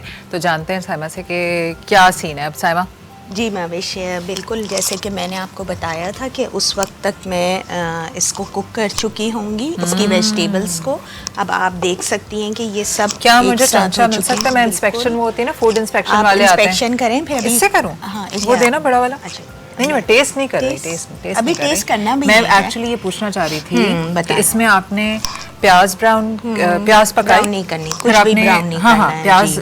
पकाई, आलू तब तक फिर नरम हो गए जी, फिर आपने आलू। टमाटर डाले जी, टमाटर डाल के आपने चमचा चलाया और फिर आपने सारे मसाले डाल दिए एक्सेप्ट फॉर कुटी लाल मिर्च। लाल मिर्च रख दी थी कि ऊपर से देखेंगे अगर इसकी स्पाइसीनेस थोड़ी दिल चाहेगा तो कलर के लिए डाल दें, वरना कोई इसके मसला अलावा नहीं। इसमें कुछ भी नहीं है। कुछ भी नहीं है। 3 मेन स्पाइसेस मैंने हाँ, तो इसमें इसको शामिल वैसी किए रोटी थे। से भी खा सकते हैं, तो भुजिया रेडी है। हाँ बिल्कुल, ये ऐसे भी बिल्कुल बिल्कुल आप सही कह रहे ना? हैं, अंडे के बगैर भी ये क्या चल हम जाएगा। इसमें कैप्सिकम ऐड कर सकते हैं? बिल्कुल कर सकते हैं कैप्सिकम। अच्छा, कैप्सिकम के लिए अगर हम इसको ऐड कर लेंगे तो फिर ये थोड़ा सा स्टाइल चेंज हो जाएगा, ये टर्किश एग्स की जानिब चले जाएंगे, वो शक्शुका तो कहलाता है। अफगानिस्तान से अगर टर्की आपको फौरन पहुंचना है तो आप कैप्सिकम ऐड करें। लेकिन उसके साथ और भी चीज़ें ऐड करनी अच्छा, और भी होंगी। चीज़ें ऐड करनी हाँ, पड़ेंगी। लेकिन आप कर सकती हैं। हम अब बिल्कुल। क्या करने जा रहे हैं? अच्छा माविश, अभी जो है वो मैं यहाँ बताऊंगी कि हमने इस स्टेज पे चाहिए होगा वो ही दे दीजिए जी, ठीक है। इसको भी रखिएगा ताकि कहाँ ये रखूँ जो मैं? संभाल ये के? इस पे रख दें। अच्छा माविश, जब ये हमारे पास यहाँ पर इस स्टेज में आ जाएगा तो हमने बीच में इसके होल्स बनाने हैं, थोड़ी जगह, क्योंकि अब हम इसमें शामिल करेंगे अपने अंडे तोड़ तोड़ के साबुत। हम अपने नहीं, हम मुर्गी के अंडे मुर्गी इसमें के अंडे शामिल तोड़ करेंगे। अच्छा, वहाँ पे मेरे पास 8 या 9 मैंने अंडे रख दिए थे कि अगर कोई कितने ख़राब अंडे भी total? निकले। मैंने 9 9 रखे हैं जस्ट इन केस अगर कोई ख़राब निकले तो हमारे पास। तो यहाँ मैंने जगह बना ली है इसकी, आप दिखा सकते हैं यहाँ पे इस वक्त। ओ, अब आपने मैं- छोटी छोटी जगह बनाई है इसके जी, अंडे अपने अंडे यहाँ नेस्टिंग डालने करने के लिए कि यहाँ पे हम नेस्ट की तरह ना इसको वो करेंगे। आपको ठीक पता है? है 2 नंबर अंडे मार्केट में दस्तियाब हैं।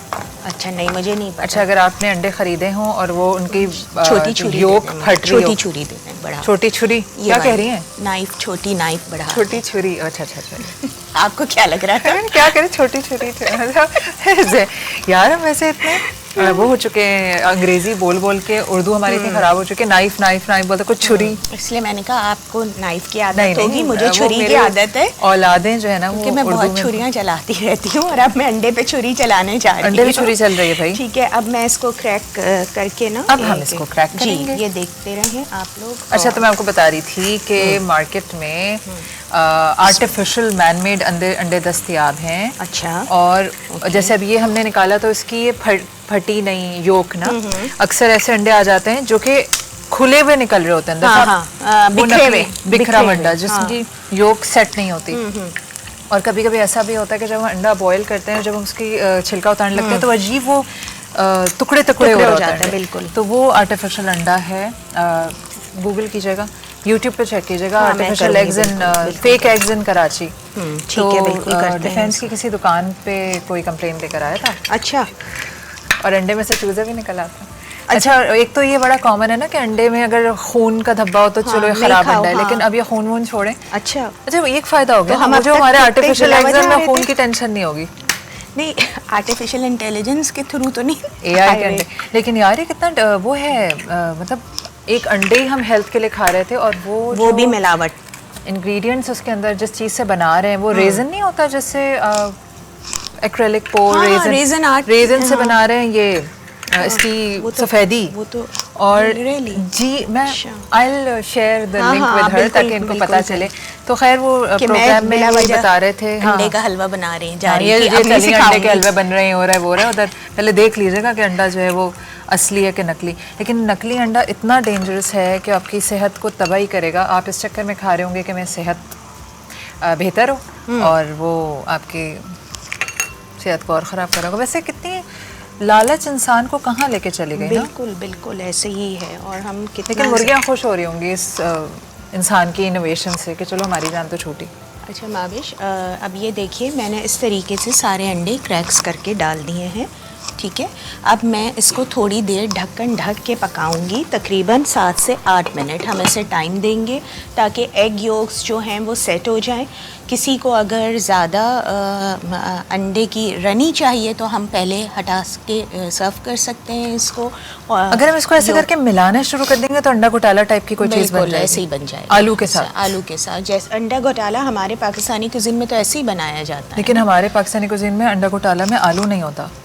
नहीं, मैं आलू डालती हूँ, मैं आलू शामिल करती हूँ। हमारे हाँ। पाकिस्तानी आज कुजीन हम में आपको- साइमा को हटा के अंडा घोटाला में आलू नहीं होता। अच्छा, आज मैं आपको अंडा घोटाला भी खिलाऊंगी। वो आज ही सब खा लूंगी मैं। क्यों आपके घर जा रही हूँ क्या वापसी पे? आप कैसे खिलाएंगे? यहीं पे खिलाएंगे? यहीं पे खिला देंगे आपको। अच्छा देखिए मैविश, यहाँ पे मैं थोड़ी सी डेकोरेशन के लिए ग्रीन चिलीज़ का इस्तेमाल करूँगी। और मैं साथ साथ ये भी बताती चलूँ कि जो अफ़गानी क्यूज़ीन है ना मैविश, उसमें आप पहले बताएं कि आपको कौन कौन सी डिशेस के नाम पता हैं।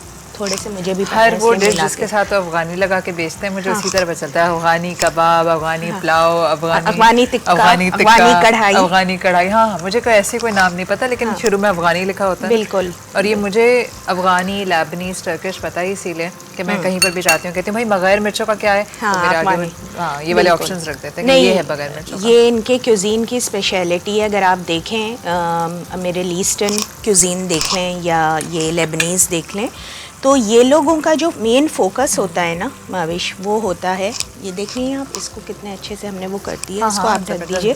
इनका जो मेन फोकस होता है अपने खानों पर, वो ये होता है कि ये लोग कम स्पाइसेस डाल के जो मेन इंग्रेडिएंट है उसका फ्लेवर एनहांस करने की कोशिश करते और हैं। ठीक ऐसे है। ही होता है। मैं आपको अपना एक्सपीरियंस बताऊं, मैंने कोई 14-15 साल पहले लाल मिर्च कुछ मतलब कुछ मेडिकल रीजन से लाल मिर्च और ऑयल छोड़ा था।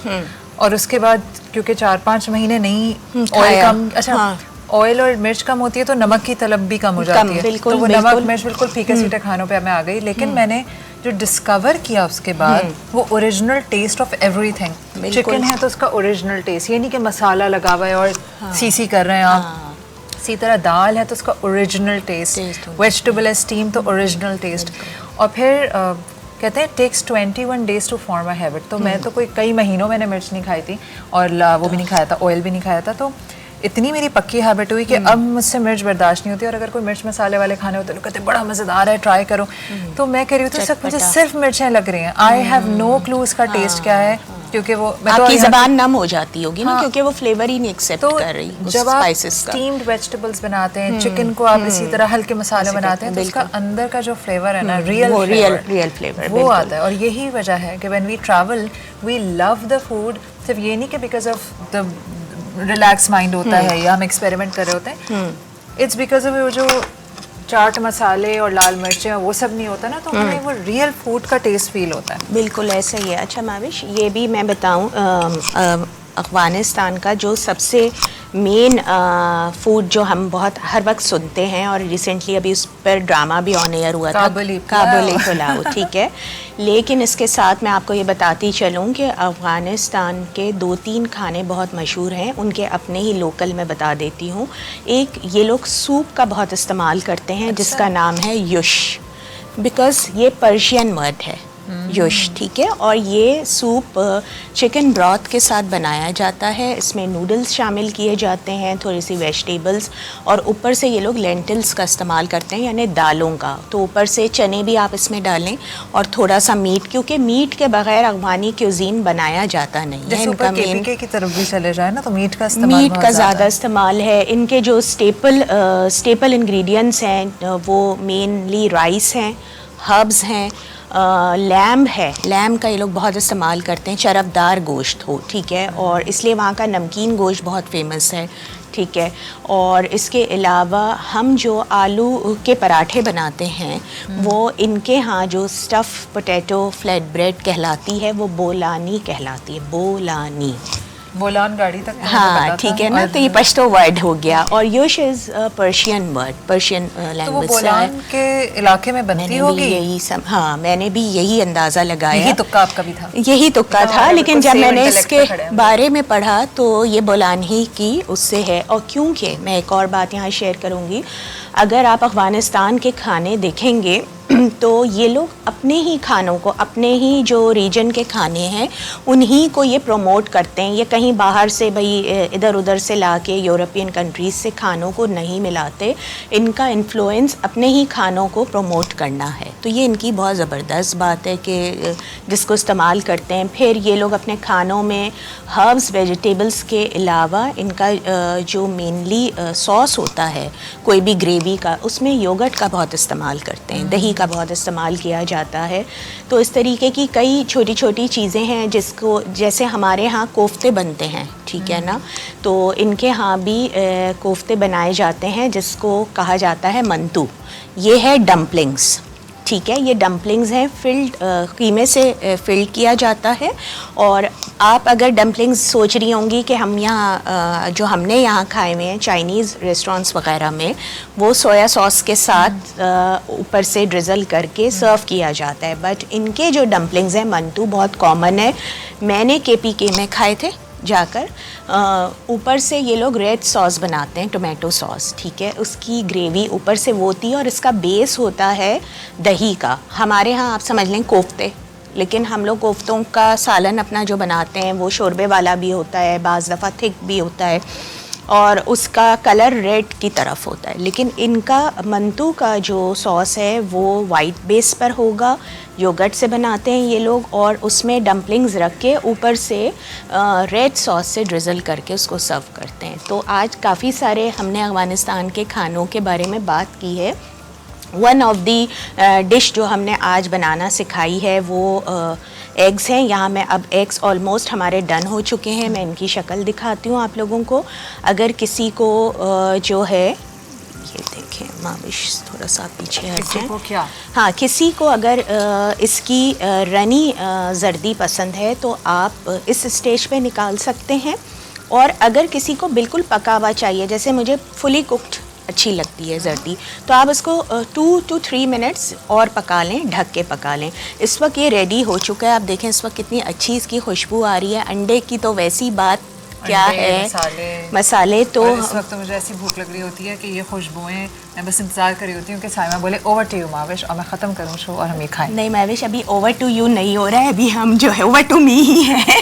अभी मैं इसको सर्व करना भी सिखाऊंगी। हाँ, इतना तो है मेरे अंदर, भूख को बर्दाश्त कर सकते हैं। अच्छा, मैंने एक और चीज़ शुरू में बताई थी, दोबारा बता देती हूँ कि हमारे यहाँ यानी यहाँ पर वो ब्रेड अवेलेबल नहीं है, अफ़गानी ब्रेड, जिससे ये रोट, जिससे ये लोग सर्व करते हैं। मीठी ब्रेड होती है, लेकिन अफ़गानी नान हमारे यहाँ मिल जाते हैं। तो आप इसको नान, पराठे, हर चीज़ के साथ सर्व कर सकते हैं अपने देसी स्टाइल में। तो ये हमारा ये सर्व इसी में होगा माविश, लेकिन इसकी एक सर्विंग में दिखाना चाहूँगी। हमारे यहाँ वैसे मैं सोच रही थी साइमा आपकी इस बात से कि दुनिया भर में इंग्रेडिएंट्स की ओरिजिनलिटी को कायम रखने की बड़ी मेहनत की जाती है। हाँ, और जो हमारे खाने हैं उनमें ओरिजिनलिटी को तबाह बर्बाद करने की बहुत मेहनत की जाती है। बिल्कुल। और शक्कर में हमारी ख़वातीन इतने घंटों तक खड़ा होकर खाना भूनती हैं कि हमें खुद भी ऐसा लगने लगा है कि जब तक तेल ऊपर ना आ जाए, लाल रंग ना हो सालन का, वो खाना मज़ेदार नहीं है। और फिर जब हम दुनिया के खाने देखते हैं तो हम फिर हम कहते हैं इन लोग की स्किन्स कितनी अच्छी हैं, इनके रंग कितने चमकदार हैं, ये ताकतवर कितने हैं, है ना। फिर हम कहते हैं पहाड़ों के लोग ना बहुत ताकतवर होते हैं। भाई तो जो खाओगे आप वही तो बनोगे। हाँ, बिल्कुल ऐसा ही है। अच्छा, 3 महीने तक अगर आप अपनी डाइट चेंज कर लें, 3 महीने, उसके बाद आपकी जब स्किन अपने आप को वो जैसे सांप अपनी बदलता है ना स्किन, इस तरह हमारी स्किन भी शेड होती है और अंदर से नई स्किन आती है। तो what ever you will eat, आपकी स्किन उसी तरह से रिएक्ट करती है और वो नज़र भी आता है फेस पे। बिल्कुल आप सही कह रही हैं। तो अगर आप हैरान होते हैं कि माविश की खूबसूरती का क्या राज माशाल्लाह, माशाल्लाह। मजाक कर रही हूँ यार, इसमें कोई एक्चुअली मजाक था। तो उसका ये था कि माविश मिर्चें नहीं खाती और चूल्हे के आगे कम खड़ी होती है।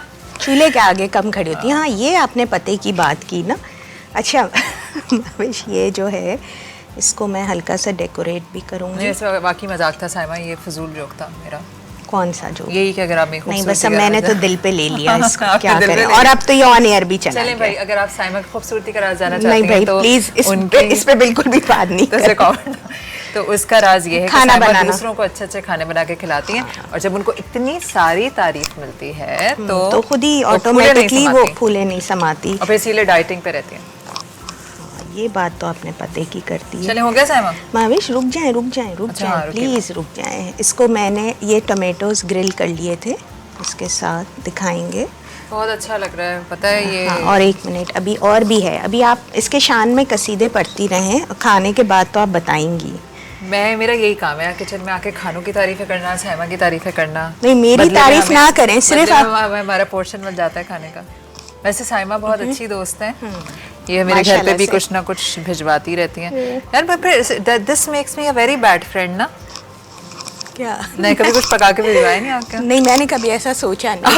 मैंने कभी चाहा भी नहीं। हाँ, देखो, इन्होंने कभी चाहा भी नहीं। आज से कहती हैं, टाइम निकालो मेरे लिए और कुछ बना के मैं भेजो। एक कैरेट कॉफी केक खरीद के लेकर आऊंगी आपके आपके घर। या नहीं, कैरेट केक मैं बनाती हूँ, आपको तो आप पता बस है। आ जाइएगा, कॉफी पी लें हम लोग मैं साथ। कॉफी पियेंगे साथ मिलके इंशाल्लाह ताला। अच्छा माविश, इसको आप वहाँ नहीं, रख साइमा दीजिए दिल में प्लीज। सोच रही हूँ माविश ना ही पका के भेजो, तुम रहने दो।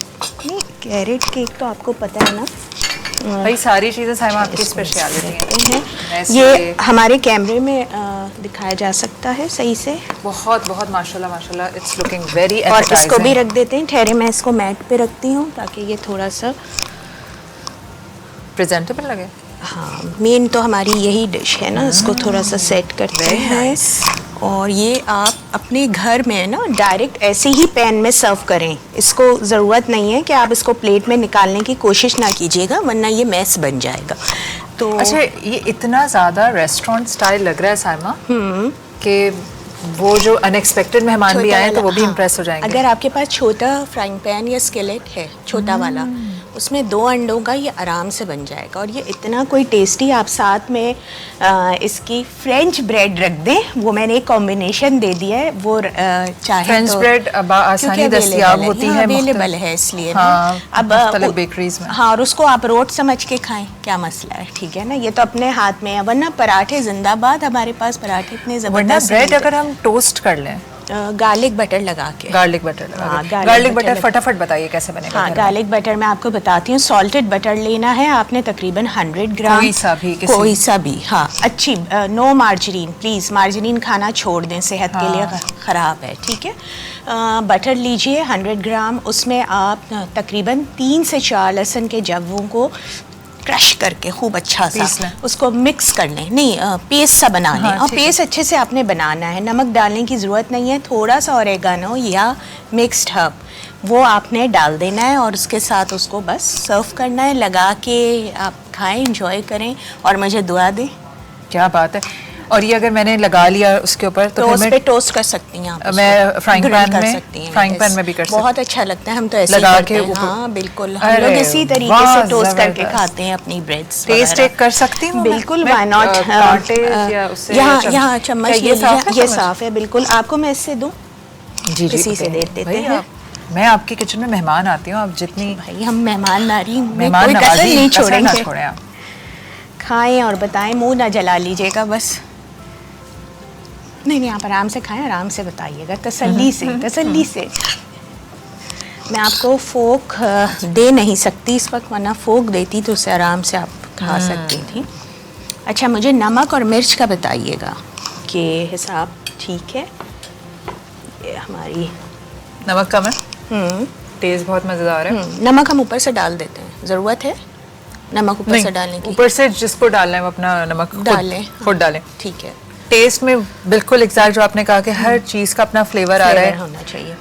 I personally love eggs and I like मुझे भी एवरीथिंग बहुत विदाउट पसंद है। स्पाइस, तो इसके अंदर हर चीज़ अलग अलग बिल्कुल महसूस हो अलग-अलग, रही है। हाँ। और प्याज का टेस्ट ओवरपावरिंग नहीं है। और अंडों का भी अपना एक फ्लेवर आ रहा होगा, ऐसा नहीं वेरी कि सब डिफरेंट फ्रॉम mix हो ऑमलेट। या आप इसको अफगानी ऑमलेट तो नहीं कह सकते, आप इसको मिक्स वेजिटेबल एग डिश कुछ कह दें, कोई नया नाम रख दें इसका। It's very nice, very Thank nice. you, मामिश। और ब्रेकफास्ट के लिए एक अच्छा मेन्यू का बहुत वो इजाफा ज़बरदस्त है। मेन्यू है, आसान है और घर में तमाम हमारे पास ये अज्जा मौजूद होते हैं। अच्छा, इसके इसमें से कोई साथ चीज़ हम आपको खरीद के नहीं लानी कोई मसाले का डिप या कुछ रख सकते हैं अगर इफ बिल्कुल। Anyone likes spices. Yoghurt dip जो कल मैंने बनाना सिखाया था वो बेस्ट इसके साथ जाता है। Okay। Yoghurt, garlic yoghurt dip आप रखें, वो लोग रखते हैं। अच्छा, लाल मिर्चों का इस्तेमाल बेहतर है कि कम से कम करें? हाँ, इनके इसमें लाल मिर्चें होती ही नहीं है। ये लोग बेसिकली जो मेन स्पाइसेस यूज़ करते हैं, अफगानी खानों का जो फ्लेवर आता है वो कार्डमम यानी हमारा इलायची हो गया, क्यूमन ज़ीरा पाउडर जो टर्किश भी क्यूजीन में बहुत यूज़ होता है,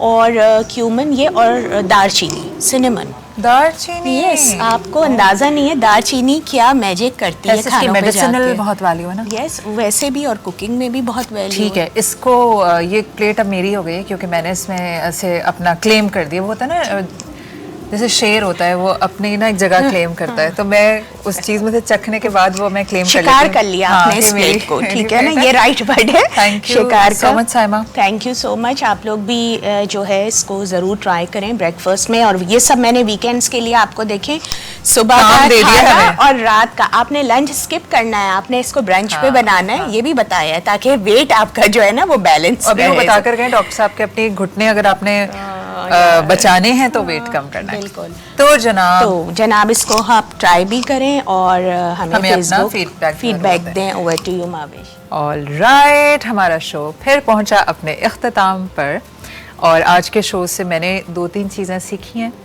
एक ये शहरियार से मुलाकात करके मुझे अंदाज़ा हुआ कि किसी दूर दराज इलाके में रहते हुए भी जहाँ पे आपको इतना ज़्यादा एक्सपोजर ना हो, सपोर्ट ना हो, फिर भी बहुत सारे बड़े बड़े काम किए जा सकते हैं।